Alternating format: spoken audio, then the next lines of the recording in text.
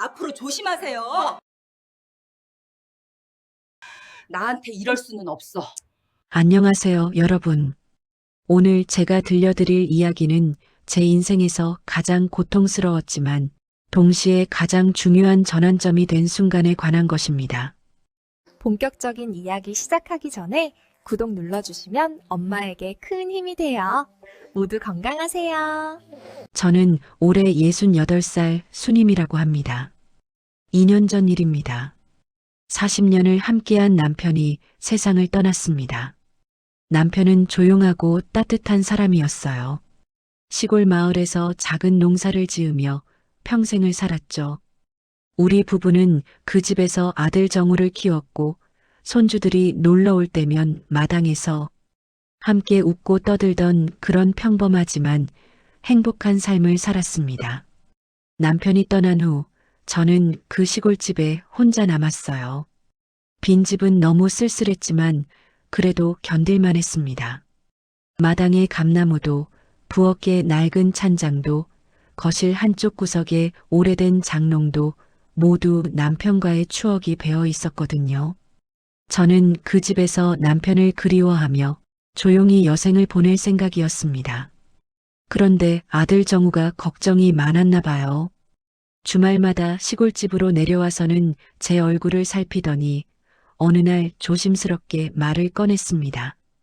엄마, 이렇게 혼자 계시면 안 되죠.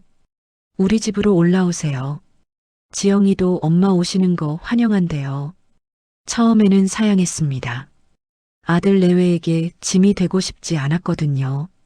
하지만 정우는 계속해서 간곡하게 부탁했고 며느리 전화로 밝은 목소리로 말했습니다. 어머님, 저희랑 같이 사세요. 어머님 혼자 계시면 정우가 너무 걱정해서 일도 제대로 못해요. 제가 잘 모시겠습니다. 그렇게 해서 저는 서울 강남에 있는 아들의 아파트로 올라오게 되었습니다. 30평대 아파트였는데 시골집에 비하면 훨씬 작았지만 깔끔하고 현대적이었어요. 작은 방 하나를 제 방으로 내어주었고 저는 그곳에서 새로운 생활을 시작했습니다. 처음 한 달쯤은 괜찮았어요. 며느리도 제게 친절했고 아들도 자주 웃었습니다. 저녁에는 함께 식사를 하면서 소소한 이야기들을 나누었고 주말이면 손주들이 놀러와서 집안이 시끌벅적했죠. 저는 이게 행복이구나 생각했습니다. 그런데 그 평화는 오래가지 못했습니다. 어느 날 저녁 제가 설거지를 하고 있을 때였어요. 며느리가 거실에서 정우와 이야기를 나누고 있었는데 우연히 그 대화를 듣게 되었습니다. 목소리가 낮았지만 제 귀에는 또렷하게 들렸어요. 여보, 제 말 좀 들어봐요. 시골집이랑 땅 있잖아요. 그거 팔면 우리 아파트 대출금 완전히 갚고도 인테리어까지 새로 할 수 있어요. 어머님 여기 계시는데 시골집이 무슨 소용이에요? 비워두면 관리도 안 되고 나중에는 가치도 떨어질 텐데. 정우가 난처한 듯 대답했습니다. 그건 엄마한테 물어봐야지. 아버지랑 평생 사신 집인데 함부로 팔자고 할 수 있나? 물어보는 게 아니라 설득해야죠. 어차피 어머님 혼자 사실 것도 아니잖아요. 우리가 모시고 있는데 당연히 우리한테도 도움이 돼야 하는 거 아니에요? 그 대화를 듣는 순간 가슴이 철렁했습니다.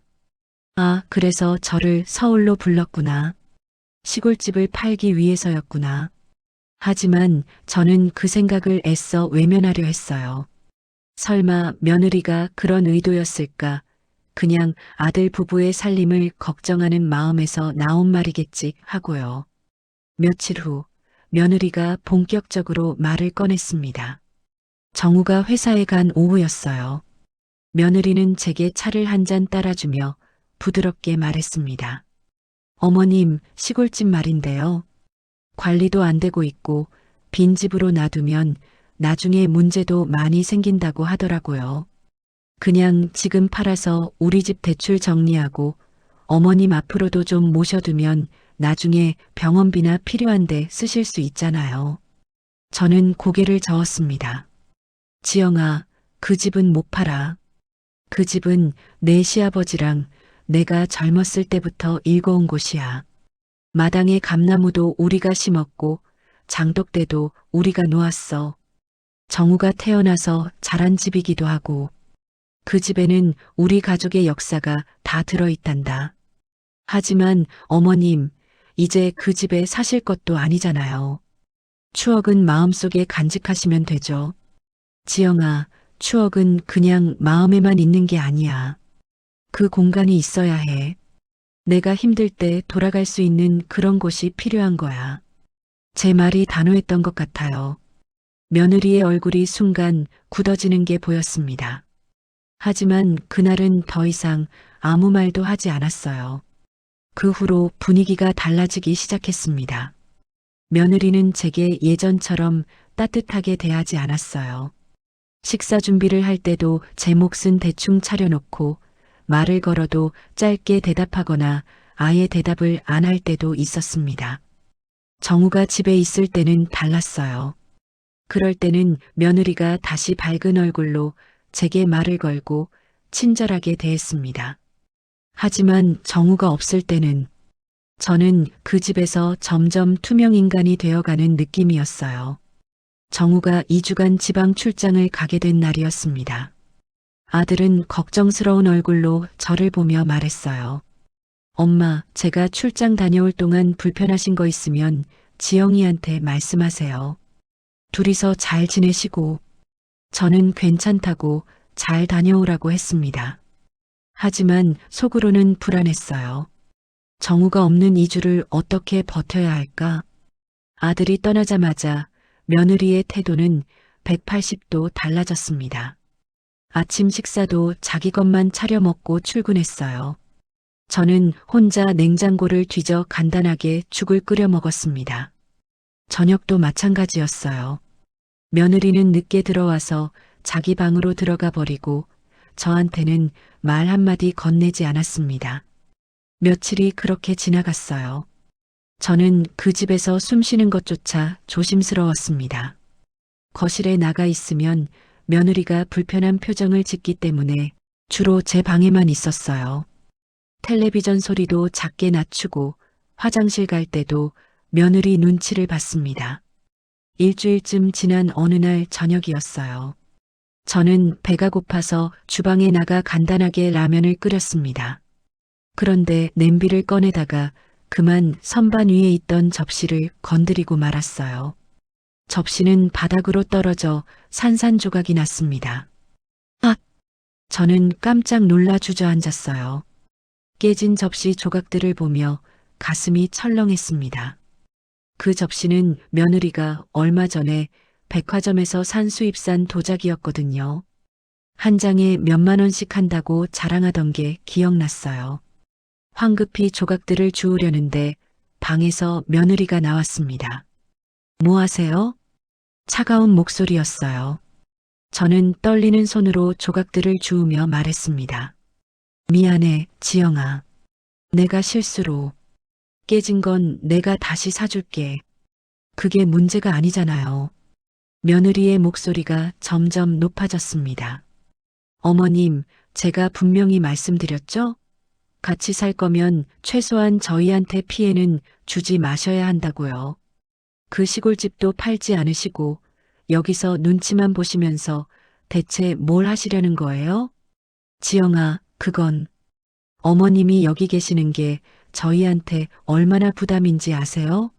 대출금은 그대로인데 생활비는 더 나가고 저도 눈치 보이고 그래서 시골집 팔자고 했던 거잖아요.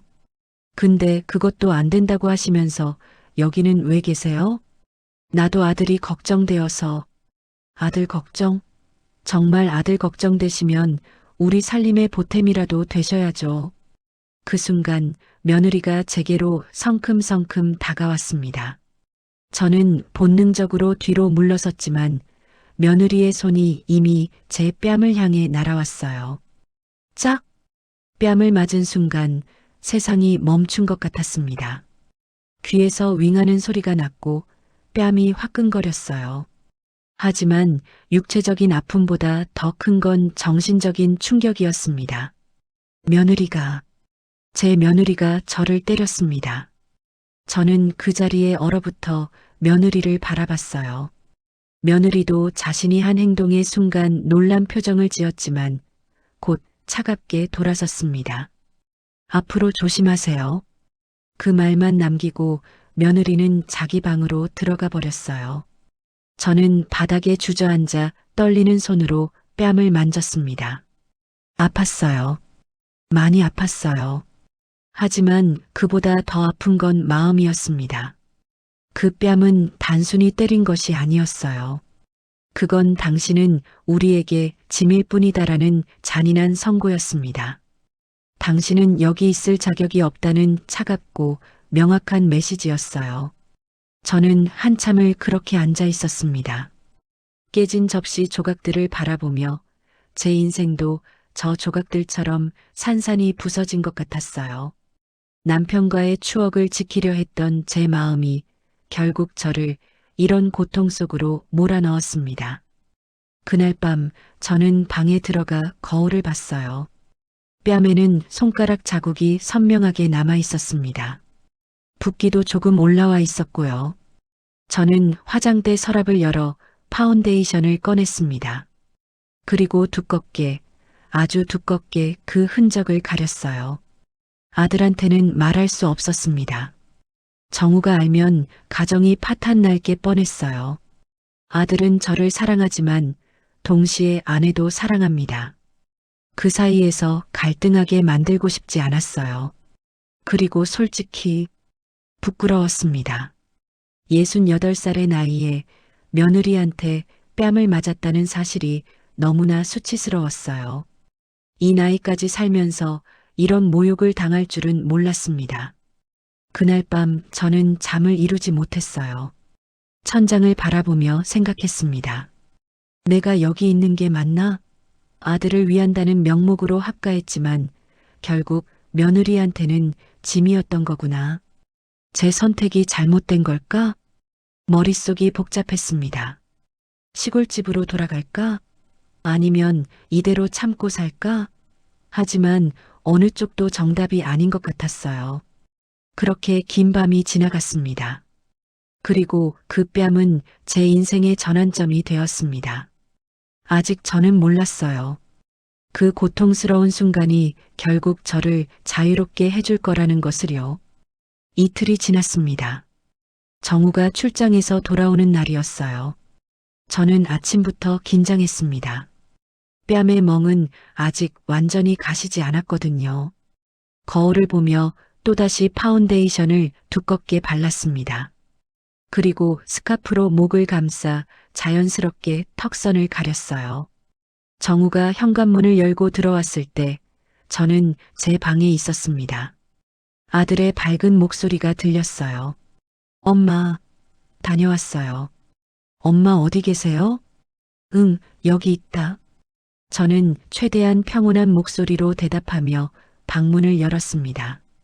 정우가 환하게 웃으며 저를 안아주었어요. 엄마, 보고 싶었어요. 2주 동안 잘 지내셨어요? 지영이랑 사이좋게 잘 계셨죠? 그 순간 가슴이 먹먹했습니다. 하지만 저는 억지로 웃으며 대답했어요. 그럼 잘 지냈지. 넌 출장은 어땠니? 바빴지만 잘 끝냈어요. 근데 엄마 안색이 좀 안 좋아 보이시는데. 어디 편찮으세요? 아니야, 괜찮아. 그냥 며칠 잠을 설쳤더니 그런가 봐. 정우가 걱정스러운 표정으로 제 얼굴을 자세히 들여다봤습니다. 저는 슬쩍 고개를 돌렸어요. 혹시라도 화장으로 가린 멍 자국을 알아챌까봐 두려웠거든요. 그때 며느리가 주방에서 나왔습니다. 놀랍게도 며느리는 완전히 다른 사람이 되어 있었어요. 밝게 웃으며 정우를 맞이했습니다. 여보, 고생 많았어요. 얼른 씻고 나와요. 제가 여보 좋아하는 갈비찜 만들어뒀어요. 우와, 정말 고마워. 엄마, 지영이가 요리 솜씨가 늘었나 봐요. 요즘 음식이 더 맛있어졌어요. 그치, 엄마? 저는 당황했습니다. 지난 2주 동안 며느리가 제게 밥 한 끼 제대로 챙겨준 적이 없었거든요. 하지만 아들 앞에서 그 말을 할 수는 없었어요. 그래. 어머님이 칭찬 많이 하셨어요. 제가 요리하는 거 옆에서 지켜보시면서 이것저것 조언도 많이 해주시고 며느리가 자연스럽게 거짓말을 했습니다. 저는 놀라서 며느리를 쳐다봤어요. 며느리는 제게 의미심장한 눈빛을 보냈습니다. 맞장구 치라는 무언의 압박이었죠. 응, 지영이가 요리를 잘하더구나. 엄마, 두 분이 이렇게 잘 지내시니까 제가 얼마나 마음이 놓이는지 몰라요. 정우는 진심으로 기뻐하는 표정이었습니다. 저는 그 순간 가슴이 너무 아팠어요. 아들은 아무것도 모르고 있었습니다. 제가 어떤 상처를 받았는지, 며느리가 얼마나 차갑게 저를 대했는지. 저녁 식사 시간이었습니다. 며느리는 정성스럽게 차린 갈비찜과 반찬들을 상에 올렸어요. 정말 오랜만에 보는 풍성한 식사였습니다. 지난 2주 동안 저는 컵라면과 간단한 죽으로만 버텼거든요. 엄마, 많이 드세요. 제가 없는 동안 많이 외로우셨을 텐데. 아니야, 괜찮았어. 지영이가 잘 챙겨줬어. 저는 기계적으로 대답했습니다. 며느리가 옆에서 환하게 웃으며 말했어요. 어머님이 제게 많은 걸 가르쳐 주세요. 김치 담그는 법도 알려주시고 집안일 하는 요령도 많이 배웠어요. 어머님 덕분에 제가 살림을 더 잘하게 됐어요. 정말요? 엄마, 고맙습니다. 지영이한테 많이 알려주셔서. 그래야지. 저는 억지로 밥을 떠서 입에 넣었습니다. 맛있는 갈비찜이었지만 목으로 잘 넘어가지 않았어요. 이 평화로운 식탁 풍경이 모두 거짓 위에 세워진 것 같아서 숨이 막혔습니다. 식사가 끝나고 정우가 설거지를 하겠다며 주방으로 갔어요. 저도 함께 일어나려는데 며느리가 제 팔을 살짝 잡았습니다. 어머님, 잠깐만요. 저는 긴장했습니다. 며느리는 낮은 목소리로 속삭였어요.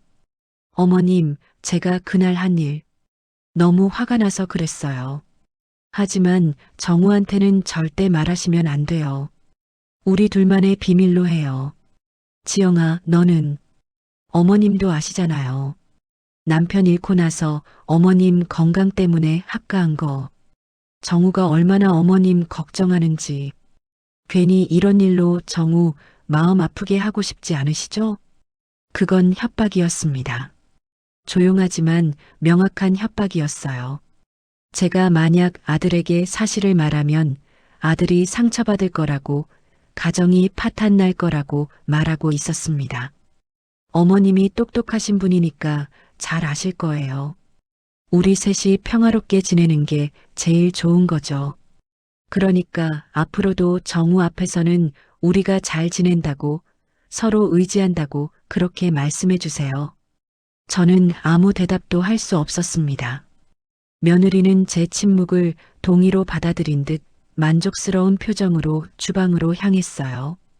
여보, 제가 할게요. 가서 쉬세요. 지영아, 고마워. 엄마랑 지영이가 이렇게 잘 지내주니까 내가 세상에서 제일 행복한 사람 같아. 정우의 목소리가 들렸습니다. 저는 그 자리에 서서 주먹을 꽉 쥐었어요.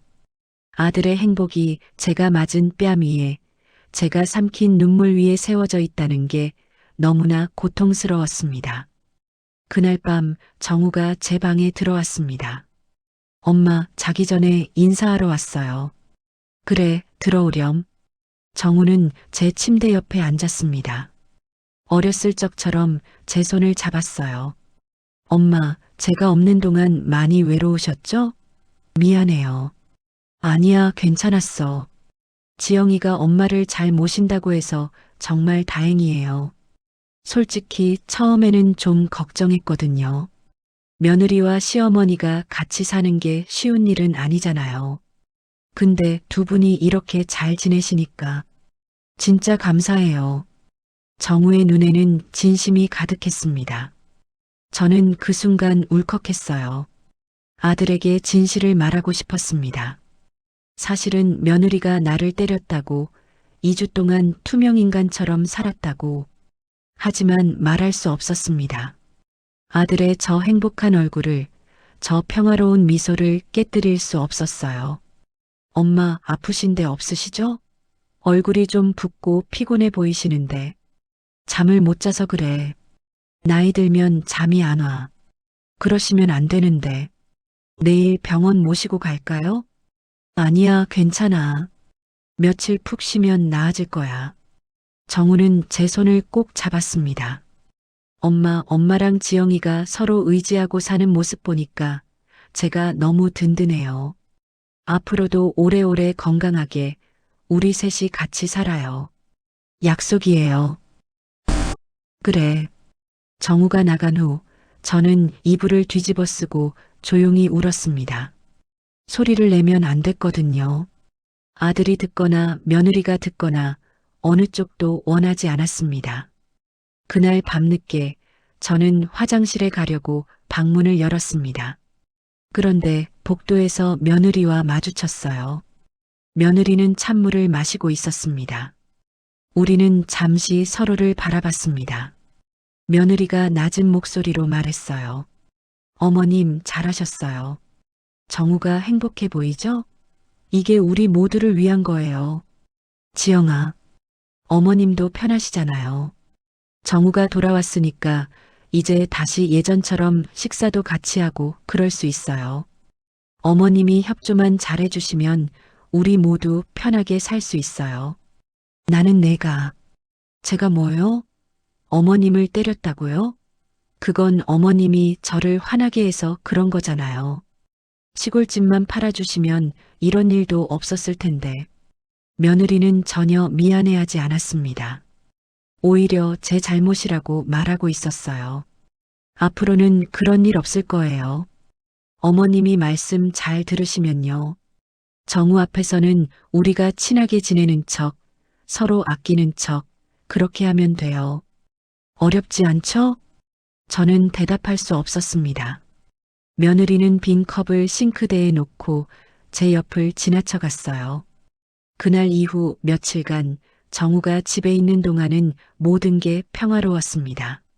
며느리는 완벽한 며느리 역할을 했고 저는 만족스러운 시어머니 역할을 했어요. 우리는 함께 웃고 대화를 나누고 식사를 했습니다. 하지만 그건 모두 연극이었습니다.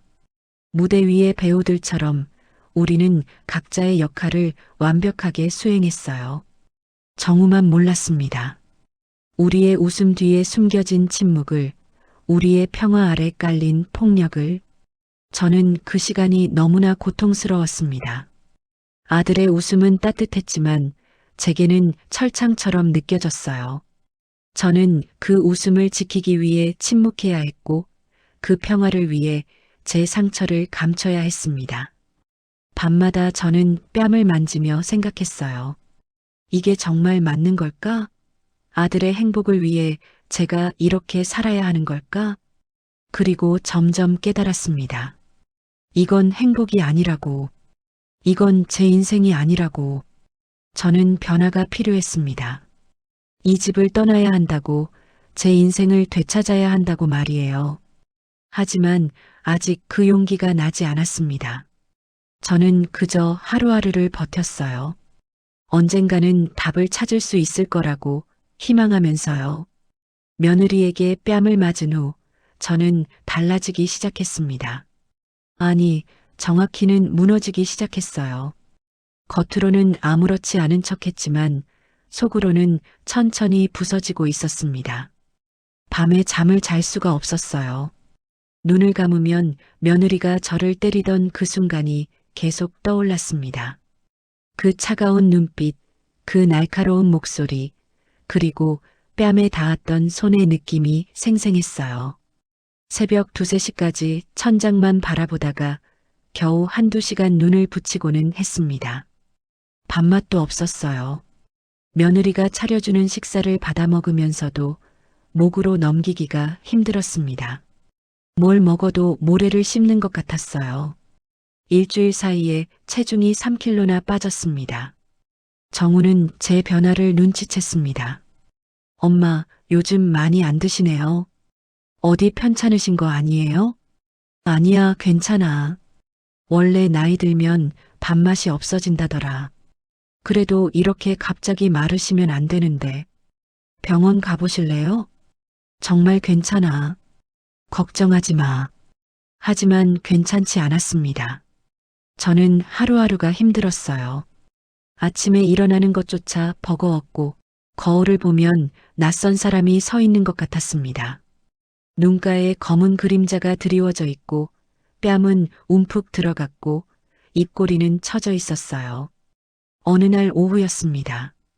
정우와 며느리가 모두 출근하고 집에 혼자 있을 때였어요. 저는 방 안을 멍하니 걷다가 옷장 앞에 섰습니다. 그리고 제일 위쪽 선반을 올려다봤어요. 거기에는 오래된 상자가 하나 있었습니다. 남편이 세상을 떠나기 전 제게 주었던 물건들을 담아둔 상자였어요. 저는 의자를 가져다 놓고 올라가서 그 상자를 내렸습니다. 상자를 열자 먼지 냄새와 함께 오래된 종이 냄새가 났어요. 안에는 남편과 함께 찍은 사진들, 남편이 써준 편지들, 그리고 작은 소품들이 들어 있었습니다. 저는 하나하나 꺼내보며 추억에 잠겼어요. 그러다가 봉투 하나를 발견했습니다. 남편 필체로 수님에게라고 적혀 있었어요. 이상했습니다. 이런 편지가 있었나? 저는 봉투를 열었습니다. 편지지를 펼치는 순간 눈물이 왈칵 쏟아졌어요. 남편의 글씨체가 거기 있었습니다. 떨리는 손으로 저는 편지를 읽기 시작했어요. 수님에게 이 편지를 읽고 있다면 나는 이미 당신 곁을 떠났겠지. 여보, 우리 40년을 함께 살았소. 그동안 당신은 나한테 참 헌신적이었어. 아내로서, 어머니로서, 며느리로서 당신은 언제나 최선을 다했지. 하지만 나는 늘 미안했소. 당신이 너무 많은 것을 포기하며 살았다는 걸 알았거든. 젊었을 때 당신이 꿈꾸던 것들, 하고 싶어 했던 일들, 그 모든 것을 당신은 가족을 위해 내려놓았어. 수님, 이제 당신 인생을 사시오. 나한테 매여서 살지 말고 당신이 하고 싶은 것을 하면서 사시오. 나를 그리워하는 것도 좋지만 그것 때문에 당신의 남은 인생을 낭비하지는 마시오. 당신은 아직 젊소. 아직 할 수 있는 일이 많소. 당신만의 삶을, 당신만의 행복을 찾으시오. 사랑하오, 수님. 당신의 남편 올림. 저는 편지를 가슴에 꼭 안고 한참을 울었습니다. 소리내어 울었어요. 이렇게 큰 소리로 운 게 남편 장례식 이후 처음이었습니다. 남편은 알고 있었습니다. 제가 평생 누군가의 아내, 누군가의 어머니, 누군가의 며느리로만 살아왔다는 것을요. 제 자신으로 살아본 적이 없다는 것을요. 23세 결혼해서 지금까지 저는 늘 다른 사람을 위해 살았습니다. 남편을 위해, 아들을 위해, 시부모님을 위해, 그리고 지금은 아들 가정의 평화를 위해. 정작 수님이라는 사람은 어디에도 없었어요. 내 인생이라는 글자를 보는 순간 뭔가 가슴속에서 터지는 느낌이었습니다. 그래, 내 인생. 나도 내 인생을 살 권리가 있어. 이제라도 늦지 않았어. 저는 눈물을 닦고 다시 상자를 뒤졌습니다. 그리고 오래된 서류 봉투 하나를 찾아냈어요. 안에는 노란 종이로 된 자격증이 들어 있었습니다. 양재기능사 자격증, 소지자 김수님. 50년도 더 된 자격증이었습니다. 21살 때 땄던 자격증이에요. 결혼하기 전 저는 동네 양복점에서 일했었습니다. 재봉틀 돌리는 게 너무 좋았어요. 천을 재단하고 바느질하고 옷을 만들어내는 그 과정이 즐거웠습니다. 당시 저는 꿈이 있었어요. 언젠가 제 공방을 차리는 거였죠. 작은 가게라도 좋으니 제가 디자인한 옷을 만들어 파는 가게요. 손님들이 기뻐하는 모습을 보면서 일하고 싶었습니다. 하지만 결혼하면서 그 꿈을 접었어요. 시집살이를 하고 아이를 낳고 키우고 남편의 농사일을 돕느라 재봉틀을 만질 시간이 없었거든요. 자격증은 상자 깊숙이 넣어두고 그 꿈도 함께 묻어버렸습니다. 저는 자격증을 손에 쥐고 한참을 들여다봤어요. 사진 속 젊은 제 모습이 보였습니다. 21살의 수님. 눈이 반짝이고 미소가 환했던 그때의 저. 나도 저런 시절이 있었지. 꿈이 있었고 하고 싶은 게 있었어. 저는 다시 상자를 뒤졌습니다. 그리고 낡은 통장 하나를 발견했어요. 결혼 전부터 조금씩 모아두었던 돈이 들어있는 통장이었습니다. 남편도 몰랐던 통장이에요. 통장을 열어보니 잔액이 적혀 있었습니다. 5천만 원이 조금 넘는 금액이었어요. 결혼 전 모았던 돈에 남편이 생전에 몰래 용돈으로 주시던 돈을 조금씩 넣어둔 것이었습니다. 결혼하고 나서도 명절 때 받은 세뱃돈이나 용돈을 조금씩 모았거든요. 이 돈이면 작은 곳에서 새로 시작할 수 있겠어. 그 순간 결심이 섰습니다. 저는 이 집을 떠나야 한다고. 며느리의 눈치를 보며 아들에게 짐이 되며 제 존엄을 잃어가며 사는 것보다 차라리 혼자 사는 게 낫다고요. 남편의 편지가 제게 용기를 주었습니다. 내 인생을 살라는 남편의 마지막 당부를 이제야 들어줄 때가 된 것 같았어요. 저는 일어나서 거울을 봤습니다. 거울 속에는 피곤하고 초라한 노인이 서 있었어요. 하지만 이제 그 눈빛이 조금 달라져 있었습니다. 희미하지만 결기 같은 게 느껴졌어요. 순임아, 이제 내 인생 살자. 늦었지만 아직 늦지 않았어. 저는 스스로에게 말했습니다. 그리고 계획을 세우기 시작했어요. 우선 조용히 나갈 곳을 알아봐야 했습니다. 시골집으로 돌아갈 수는 없었어요. 그곳은 며느리가 노리는 곳이고 아들도 자주 찾아올 테니까 조용히 지낼 수가 없을 거예요. 서울 외곽의 작은 오피스텔이면 좋겠다고 생각했습니다. 햇빛이 잘 들고 조용한 곳, 그리고 작은 공방을 차릴 수 있을 만한 공간이 있는 곳이요. 저는 오래된 주소록을 꺼내 친구 미자의 번호를 찾았습니다. 미자는 제 고등학교 동창이었어요. 결혼 후에도 가끔 연락하며 지냈던 친구였죠. 미자는 서울에서 부동산 중개업을 하고 있었습니다. 떨리는 손으로 전화를 걸었어요. 여보세요? 미자야, 나 순임이야. 어머, 순임아. 오랜만이다. 어떻게 지내? 응. 미자야, 나 부탁이 하나 있어. 무슨 부탁? 저는 조심스럽게 말했습니다. 나 혼자 살 곳을 알아보고 싶어. 서울 외곽의 작은 오피스텔이나 원룸, 그런 거. 조용하고 햇빛 잘 드는 곳으로. 보증금은 한 2천만 원 정도 생각하고 있어. 순임아, 무슨 일 있어? 아들 내 집에서 안 사는 거야? 응. 좀 복잡해. 나중에 만나서 자세히 얘기할게. 지금은 그냥 조용히 혼자 살고 싶어.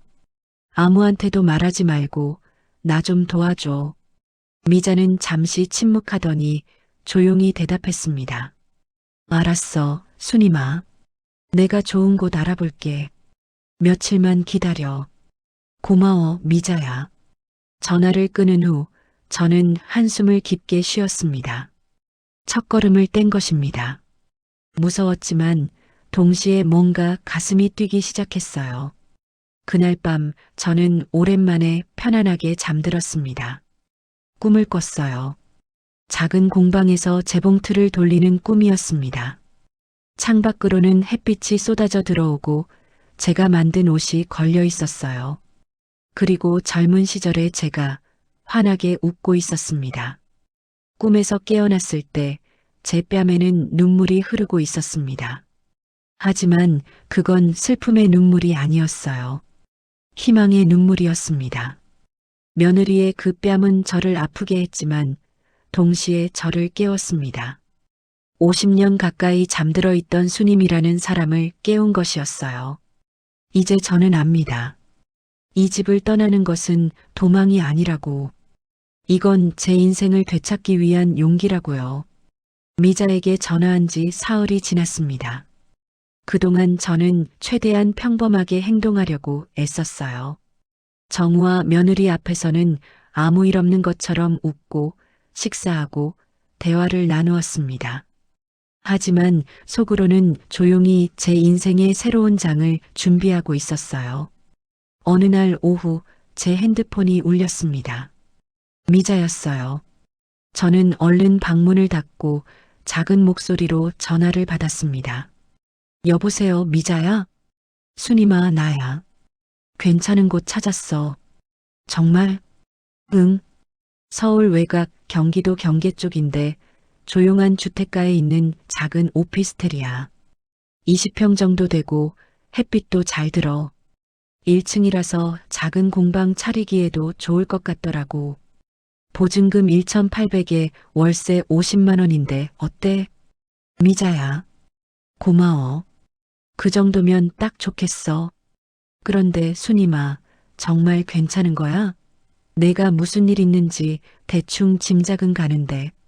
아들한테는 말 안 할 거야? 저는 한숨을 쉬었습니다. 미자야, 나중에 천천히 얘기할게. 지금은 그냥 내가 좀 쉬고 싶어. 혼자서. 알았어. 내가 다 알아볼 테니까 걱정 마. 그런데 언제쯤 이사할 생각이야? 다음 주쯤? 아들이 또 출장 간대. 그때 조용히 나가려고. 그래, 알았어. 내가 계약서 준비해 둘게. 필요한 거 있으면 언제든 연락해. 정말 고마워, 미자야. 내가 아니었으면 어쩔 뻔했어. 전화를 끊고 나니 마음이 한결 가벼워졌습니다. 갈 곳이 생겼어요. 제가 숨 쉴 수 있는 제 공간이 생긴 거예요. 그날부터 저는 비밀스럽게 짐을 정리하기 시작했습니다. 정우와 며느리가 출근한 낮 시간에만 조금씩요. 가져갈 물건은 많지 않았습니다. 옷가지 몇 벌, 세면도구, 그리고 제게 소중한 물건 몇 가지뿐이었어요. 제일 먼저 챙긴 건 재봉틀이었습니다. 시골집에서 가져온 오래된 재봉틀이에요. 낡았지만 아직도 잘 작동했습니다. 저는 재봉틀을 닦으며 속삭였어요. 이제 다시 일할 수 있겠구나. 오랜만이지? 실타래도 챙겼습니다. 색색깔의 실들이 작은 상자에 가지런히 정리되어 있었어요. 바늘도 가위도 자도 모두 챙겼습니다. 이것들이면 당장 내일이라도 일을 시작할 수 있었어요. 그 다음으로 챙긴 건 남편과의 사진이 담긴 액자였습니다. 결혼식 날 찍은 흑백 사진이에요. 젊은 저와 남편이 환하게 웃고 있는 사진이었죠. 저는 액자를 쓰다듬으며 말했습니다. 여보, 이제 당신 말대로 내 인생을 살아볼게요. 지켜봐 주세요. 남편의 편지도 조심스럽게 챙겼습니다. 그리고 자격증, 통장, 중요한 서류들도 작은 파일에 넣었어요. 캐리어 하나에 다 들어갔습니다. 68회를 살았는데 제 인생이 캐리어 하나에 담기다니 씁쓸했어요. 하지만 동시에 홀가분하기도 했습니다. 이제 가벼워진 만큼 새로 채워나가면 되니까요. 이틀 뒤 정우가 말했습니다. 엄마, 제가 다음 주 월요일부터 3박 4일 출장 가요. 괜찮으시죠? 그래, 걱정 마. 잘 다녀와. 지영이가 엄마 잘 모실 거예요. 그죠, 여보? 며느리가 밝게 웃으며 대답했습니다. 그럼요. 어머님이랑 둘이서 재밌게 지낼게요. 저는 속으로 쓴웃음을 지었습니다. 재밌게 지내기는요. 하지만 이번에는 상관없었어요. 정우가 출장 가는 그날, 저도 이 집을 떠날 테니까요. 주말이 지나고 월요일 아침이 왔습니다. 정우가 큰 가방을 들고 현관으로 나왔어요. 엄마, 다녀올게요. 건강하세요. 그래, 잘 다녀와. 조심하고. 정우가 저를 꼭 안아주었습니다.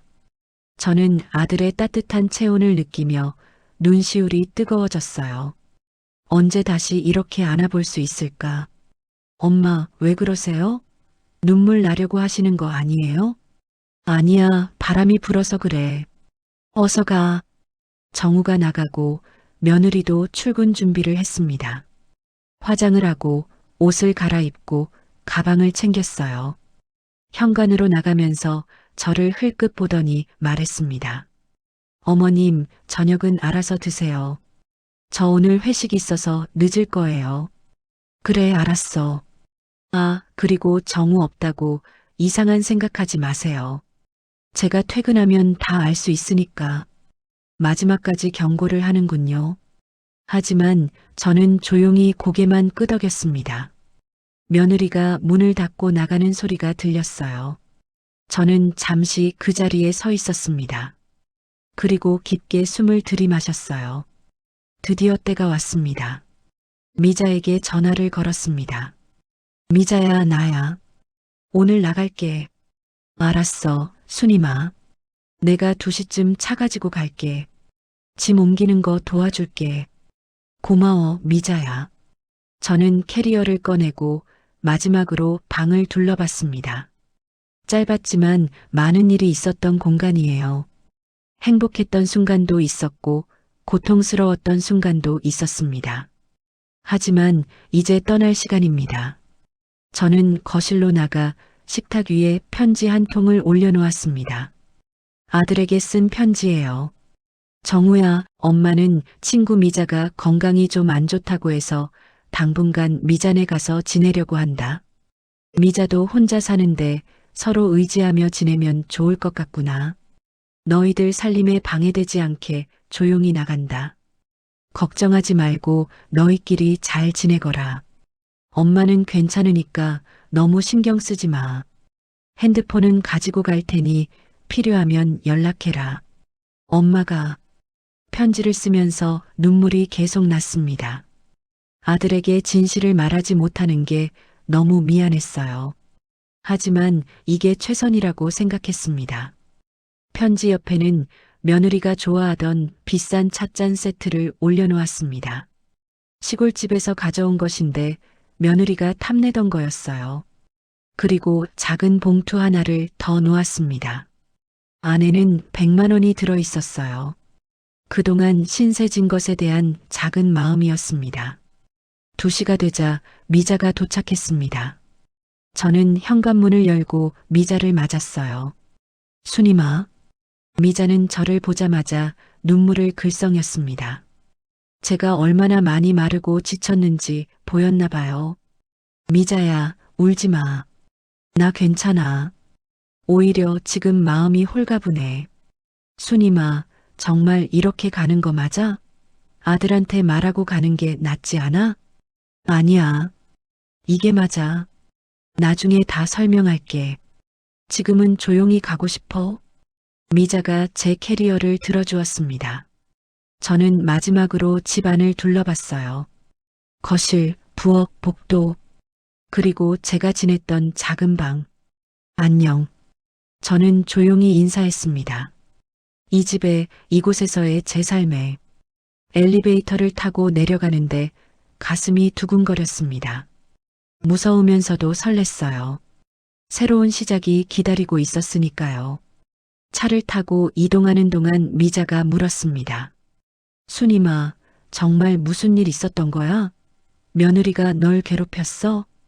저는 한참을 침묵하다가 조용히 대답했습니다. 미자야, 며느리가 날 때렸어. 뭐? 미자가 깜짝 놀라 저를 돌아봤어요. 순이마, 그게 무슨 소리야? 며느리가 시어머니를 때렸다고? 응, 뺨을 맞았어. 그것뿐만이 아니야. 투명인간 취급도 받았고 냉대도 받았어. 내가 시골집을 팔지 않는다고 화가 났나 봐. 아니, 그럼 아들한테 말했어야지. 어떻게 말해, 미자야. 아들이 알면 가정이 파탄 나잖아. 아들도 힘들어지고. 그냥 내가 나오는 게 맞는 것 같아. 순임아. 미자는 더 이상 말하지 못하고 제 손을 꼭 잡아주었습니다. 1시간쯤 달려서 새 집에 도착했습니다. 조용한 주택가의 작은 건물 1층이었어요.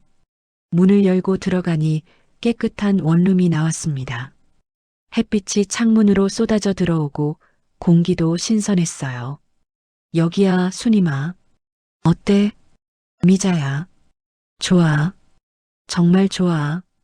저는 방 안을 천천히 걸으며 둘러봤습니다.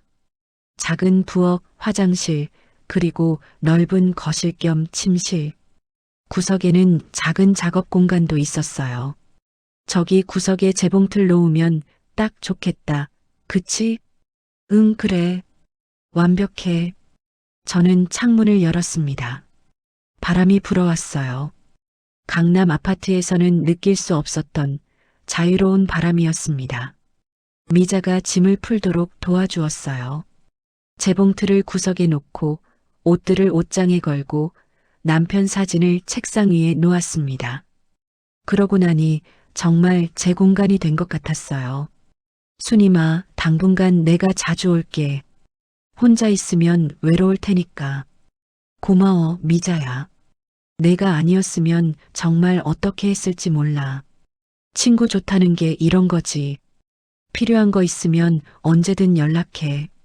미자가 돌아간 후 저는 혼자 방 안에 앉아 있었습니다. 너무 조용했어요. 하지만 그 고요함이 좋았습니다. 누구 눈치도 보지 않아도 되는, 숨죽이지 않아도 되는 고요함이었어요. 저는 재봉틀 앞에 앉았습니다. 그리고 오랜만에 페달을 밟아봤어요. 드르륵 재봉틀이 돌아가는 소리가 났습니다. 반가운 소리였어요. 이제 다시 시작이야, 순임아. 저는 스스로에게 말했습니다. 68배 나이에 새로운 시작을 하는 게 두렵기도 했지만 동시에 설레기도 했어요. 창밖을 보니 해가 지고 있었습니다. 노을이 아름다웠어요. 저는 그 노을을 바라보며 미소 지었습니다. 오랜만에 진심으로 웃는 것 같았어요. 새로운 삶이 시작되었습니다. 새 집에서의 첫날 밤은 낯설었습니다. 침대에 누워 천장을 바라보는데 모든 게 조용했어요. 강남 아파트에서는 늘 차소리, 사람들 발소리, 엘리베이터 소리가 들렸는데 여기는 정말 고요했습니다. 처음에는 그 고요함이 불안했어요. 혹시 제가 잘못된 선택을 한 걸까? 아들이 집에 돌아가서 제 편지를 보면 어떤 표정을 지을까? 하지만 곧 마음을 다잡았습니다. 이건 제 선택이에요. 제 인생을 위한 선택이었습니다. 다음 날 아침 햇빛에 눈을 떴어요. 오랜만에 편안하게 잔 것 같았습니다. 일어나서 창문을 열자 신선한 공기가 들어왔어요. 작은 마당에는 나무 한 그루가 있었고 새들이 지저귀고 있었습니다. 좋구나, 여기. 저는 혼잣말을 했습니다. 그리고 간단하게 아침을 준비했어요. 밥을 짓고 김치찌개를 끓이고 계란 후라이를 했습니다. 오랜만에 제가 먹고 싶은 걸 먹고 싶은 만큼 만들었어요. 누구 눈치도 보지 않고요. 식사를 하는데 핸드폰이 울렸습니다. 정우였어요. 가슴이 철렁했지만 저는 침착하게 전화를 받았습니다. 여보세요, 정우야. 엄마, 편지 봤어요. 갑자기 왜 나가신 거예요? 미자, 이모가 편찮으시다는 건 알겠는데 그래도 말씀 좀 하시지. 미안하다, 정우야. 미자가 갑자기 연락이 와서 급하게 나가게 됐어. 너희 출근 전에 말하려다가 너무 일찍 나가셨더라. 엄마, 괜찮으세요? 건강은요? 그럼 괜찮아. 걱정 마. 미자랑 잘 지내고 있어. 언제쯤 돌아오실 거예요? 그 질문에 저는 잠시 망설였습니다. 정우에게 진실을 말해야 할까? 하지만 아직은 때가 아니라고 생각했어요. 글쎄, 미자 상태 봐서 결정할게. 당분간은 여기 있을 것 같구나. 알았어요, 엄마. 불편하신 거 있으면 언제든 연락 주세요. 제가 찾아뵐게요. 그래, 알았어. 출장 잘 다녀와. 전화를 끊고 나니 한숨이 나왔습니다. 아들에게 거짓말을 하는 게 편하지 않았어요. 하지만 지금은 이게 최선이었습니다. 그날 오후 저는 재봉틀 앞에 앉았습니다. 오래된 천조각 하나를 꺼내서 재단하기 시작했어요. 손이 기억하고 있었습니다. 50년 가까이 하지 않았던 일인데도 가위질이 자연스러웠어요. 재봉틀 페달을 밟으니 드르륵 소리가 났습니다. 그 소리가 너무 좋았어요. 바늘이 천을 꿰뚫고 지나가고 실이 한 땀 한 땀 박히는 모습을 보며 저는 웃었습니다. 아직 할 수 있네. 아직 늦지 않았어. 다음 날부터 저는 규칙적인 생활을 시작했습니다. 아침에 일어나면 가벼운 산책을 하고 아침 식사를 하고 재봉 일을 했어요. 처음에는 간단한 것부터 시작했습니다. 수건 가장자리를 꿰매고 오래된 옷을 수선하고 쿠션 커버를 만들었어요.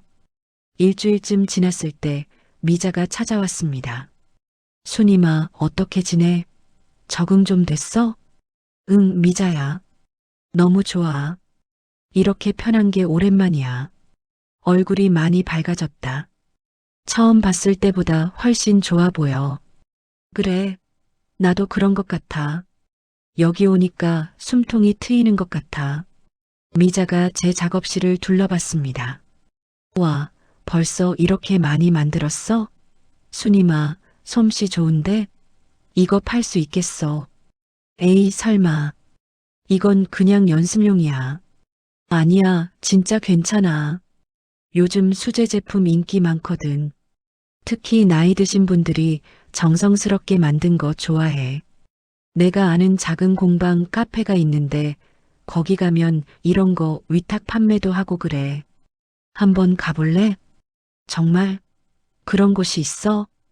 그럼 다음 주에 내가 데려다 줄게. 미자의 말에 저는 조금씩 용기가 났습니다.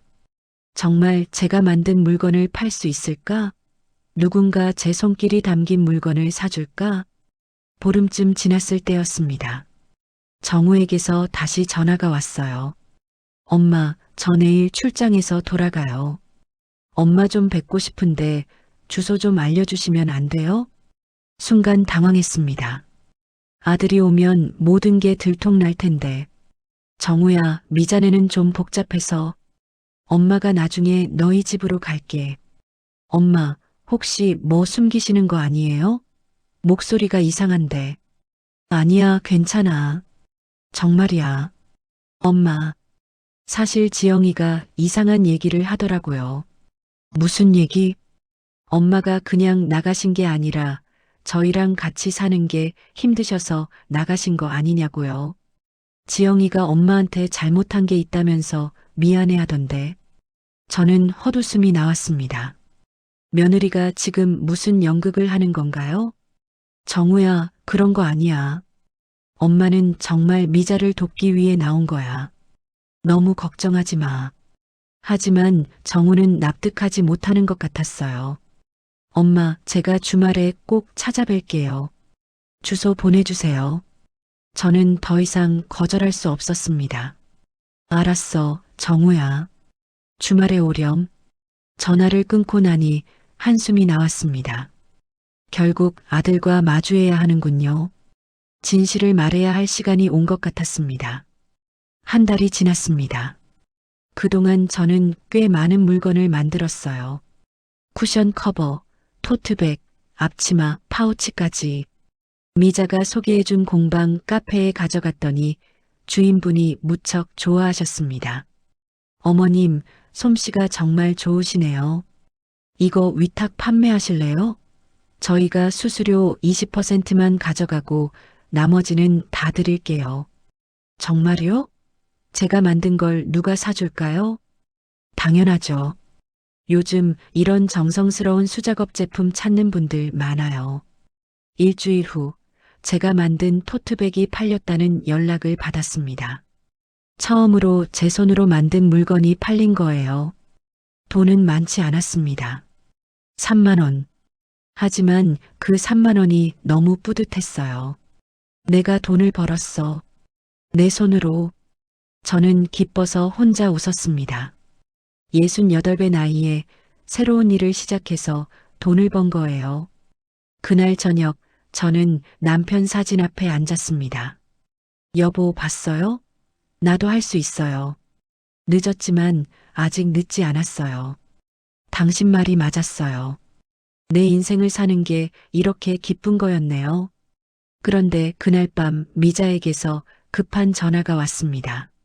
순임아, 정우가 나한테 전화했어. 뭐라고? 내 연락처 알려달라고. 엄마가 정말 내 집에 있는 거 맞냐고. 나 당황해서 얼버무렸는데 정우가 의심하는 것 같아. 미자야, 어떡하지? 순임아, 이제 정우한테 사실대로 말해야 할 것 같아. 이렇게 계속 숨길 수는 없잖아. 저는 알고 있었습니다. 언젠가는 아들과 마주해야 한다는 것을요. 다음 날 오후 초인종이 울렸습니다. 누굴까 싶어 문을 열었는데 정우가 서 있었어요. 엄마. 정우는 놀란 표정으로 저를 보았습니다. 제 뒤로 보이는 작은 집, 재봉틀, 그리고 제가 만든 물건들을. 정우야, 어떻게? 미자 이모한테 물어봤어요. 엄마가 여기 계신 거 맞죠? 미자 이모네가 아니라. 저는 고개를 끄덕였습니다. 그래, 정우야. 미안해. 엄마가 거짓말했어. 엄마. 왜요? 왜 저한테 말 안 하시고 이렇게 나오신 거예요? 정우의 눈에 눈물이 맺혔습니다. 저도 눈물이 났어요. 들어오렴. 엄마가 다 얘기해 줄게. 정우가 집 안으로 들어왔습니다. 저는 차를 끓여 정우 앞에 놓고 천천히 이야기를 시작했어요. 며느리에게 뺨을 맞은 일, 투명인간 취급을 받은 일, 그리고 제가 왜 이곳으로 나올 수밖에 없었는지를요. 정우는 말없이 듣다가 결국 울음을 터뜨렸습니다. 엄마, 제가 몰랐어요. 정말 몰랐어요. 엄마가 그런 일을 당하셨는데. 정우야, 너 탓이 아니야. 엄마가 말 안 한 거야. 아니에요. 제가 눈치를 못 챈 거죠. 제가 바빠서, 제가 무심해서. 엄마, 정말 죄송해요. 정우는 한참을 울었습니다. 저도 함께 울었어요. 그동안 참았던 눈물이 다 쏟아져 나왔습니다. 한참 후 정우가 물었습니다. 엄마, 이제 어떻게 하실 거예요? 저는 창밖을 바라보며 대답했습니다. 엄마는 여기서 살 거야. 내 인생을 살면서 너희한테 짐이 되지 않고 내가 하고 싶은 일을 하면서. 엄마. 정우야, 엄마는 이제 행복해. 여기서 재봉이라면서 내가 만든 걸 팔면서 나답게 살고 있어. 이게 엄마가 원하던 삶이야. 정우는 제 손을 잡았습니다. 엄마, 제가 자주 찾아뵐게요. 그리고 지영이한테는 제가 확실히 말할게요. 저는 고개를 끄덕였습니다. 그리고 환하게 웃었어요. 엄마는 괜찮아, 정우야. 정말로. 창밖에는 해가 지고 있었습니다. 아름다운 노을이었어요. 저는 그 노을을 바라보며 생각했습니다. 새로운 삶이 시작됐구나. 이제 남은 인생은 온전히 내 것이구나. 그날 이후 석 달이 지났습니다. 정우는 약속대로 자주 찾아왔어요. 하지만 처음 몇 주는 얼굴이 많이 어두웠습니다. 집에 돌아가서 며느리와 큰 싸움을 했다고 했어요. 엄마, 저 이혼하기로 했어요. 정우가 어느 날 조용히 말했습니다. 저는 깜짝 놀라 정우를 바라봤어요. 정우야, 엄마 때문에 그러는 거면. 아니에요, 엄마. 엄마 때문이 아니에요. 정우는 고개를 저었습니다. 제가 지영이랑 진지하게 대화를 나눴어요. 엄마한테 왜 그랬냐고, 어떻게 시어머니를 때릴 수 있냐고 물었죠. 그런데 지영이는 사과하지 않았어요. 오히려 엄마가 시골집을 안 팔아서 자기가 스트레스를 받았다고, 자기도 어쩔 수 없었다고 변명만 하더라고요. 정우야. 그 순간 깨달았어요. 제가 잘못된 사람과 살고 있었다는 걸. 자기 잘못을 인정하지 않고 다른 사람 탓만 하는 사람이랑은 더 이상 같이 살 수 없겠더라고요. 정우의 눈에 눈물이 맺혔습니다. 엄마, 제가 정말 바보였어요. 엄마가 그렇게 힘들어 하셨는데 전혀 눈치를 못 챘어요. 제 아내만 믿고 엄마를 제대로 챙기지 못했어요. 정우야, 너 탓이 아니야. 아니에요, 제 탓이에요. 제가 더 세심하게 봤어야 했어요. 엄마, 정말 죄송해요. 저는 정우를 꼭 안아주었습니다. 아들의 등을 토닥이며 말했어요. 정우야, 이혼은 신중하게 결정해야 하는 거야. 엄마 때문에 내 인생을 망치면 안 돼. 엄마, 이건 엄마 때문이 아니에요. 제 결정이에요. 저도 이번 일로 많이 생각했어요. 지영이가 엄마한테 그렇게 할 수 있다면 나중에 저한테도 우리 아이들한테도 그럴 수 있겠다는 생각이 들었어요. 그런 사람과는 더 이상 함께 할 수 없어요. 엄마, 저는 엄마에게 오히려 더 감사해요. 어머니 때문에 제가 이혼했을 거란 생각하지 마세요. 정우의 목소리는 단호했습니다. 저는 더 이상 말을 잇지 못하였습니다. 석 달 후 정우의 이혼이 성립됐습니다. 엄마, 정말 괜찮으세요? 외롭지 않으세요? 괜찮아, 정우야. 엄마는 지금이 제일 행복해. 걱정하지 마. 정우가 떠난 후 저는 혼자 방 안에 앉았습니다. 조용했지만 외롭지 않았어요. 마음이 평화로웠습니다. 저는 남편 사진 앞에 앉아 말했습니다. 여보, 봤어요? 정우가 잘 지내고 있어요. 힘든 결정이었지만 정우가 스스로 선택한 거예요. 그리고 저도 잘 지내고 있어요. 당신이 바라던 대로 제 인생을 살고 있어요. 남편이 웃고 있는 것 같았어요. 사진 속 남편의 미소가 유난히 따뜻하게 느껴졌습니다.